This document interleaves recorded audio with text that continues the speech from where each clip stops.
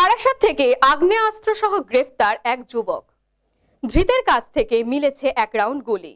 বারাসাত পৌরসভার প্রাক্তন পৌরপ্রধান অশ্বনী মুখার্জির বাড়ির সামনে থেকে আগ্নেয়াস্ত্র সহ এক ব্যক্তিকে গ্রেফতার করল বারাসাত থানার পুলিশ। ধৃত ব্যক্তির কাছ থেকে অস্ত্র সহ 1 রাউন্ড গুলি পাওয়া গিয়েছে, এমনটাই পুলিশ সূত্রে জানা গিয়েছে। সূত্র মারফত জানা যায় এই ব্যক্তির নাম ফারুক। এই ঘটনায় উদ্ধারকৃত আগ্নেয়াস্ত্রটিকে বাজেয়াপ্ত করেছে বারাসাত থানার পুলিশ। বারাসাত লোকসভার সাংসদ তথা বারাসাত সংসদীয় জেলা সভাপতি কাকলি ঘোষ দস্তিদার জানান, পুলিশের সাথে কথা বলে আশ্বস্ত হলাম, অশ্বনীকে টার্গেট করা হয়নি। ওই দুষ্কৃতী দত্তপুকুর থেকে ট্রেনে চেপে যাচ্ছিল। পুলিশের কাছে আগেই খবর ছিল, তবে কি কারণে এই ব্যক্তি রাতের বেলায় আগ্নেয়াস্ত্র নিয়ে বারাসাত পৌরসভার প্রাক্তন চেয়ারম্যানের বাড়ির সামনে ঘোরাফেরা করছিল তা নিয়ে উঠছে প্রশ্ন।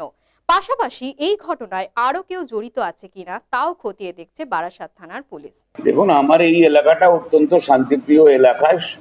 বেশিরভাগ মানুষ চাকরিজীবী এবং ব্যবসায়ী।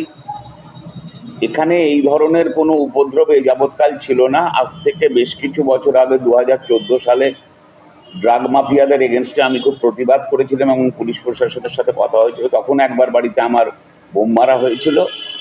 আর এই প্রতিবাদটাই হয়তো কাল হয়ে যাচ্ছে, যে কারণে আবার হয়তো গতকাল অনেক রাত্রে আমি খবর পেয়েছিলাম আর্মস নিয়ে একটি ছেলেকে পুলিশ অ্যারেস্ট করেছে। স্বাভাবিকভাবেই মানুষের যদি ক্ষতি হয় সেটা তো প্রশাসনের লক্ষ্য রাখা উচিত। যদি কোনো ইনসিডেন্ট ঘটে যেত, সমস্যা তৈরি হতো।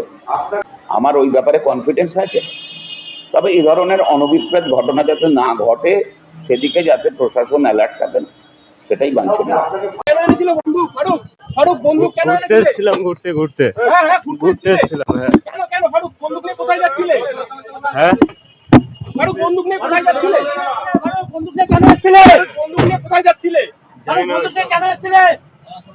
তুমি কি কোনো সন্ত্রাসবাদী দলের সাথে যুক্ত আছো? কারণ নাম বলবে। বন্ধুভাবে নামই শুনিনি কোনোদিন, ফার্স্ট টাইম নাম শুনছি। ফার্স্ট নাম শুনলে অশ্বনী মুখার্জিকে চেনো? অশ্বনী মুখার্জিকে চেনো? থেকে আমরা একটা আর্মসের আমরা খবর পেয়েছিলাম। আমরা এই পেয়ে আমরা ঘটনাস্থলে যিনি অভিযুক্ত ছিলেন, যিনি আর্মসটা নিয়ে এসেছিলেন, তাকে আমরা আইডেন্টিফাই করি। পুলিশ দেখেই তিনি সেখান থেকে পুলিশের থেকে পালাতে যান এবং ঘটনাক্রমে আমরা তাকে ধরে ফেলি। চেয়ারম্যানের ধরনের কোনো ব্যাপার নয়, ও বেসিক্যালি এসেছিল অন্য জায়গার থেকে এবং বারাসাত থেকে ওর কারোর সঙ্গে যোগাযোগ করার ছিল, সেটা আমরা ইনভেস্টিগেশনে রেখেছি। ও ওখান থেকে ট্রানজিট করে যেতে যাচ্ছিল, যেটা ও বারাসাত বাস স্ট্যান্ডের দিকে যেতে যাচ্ছিল। Thank you.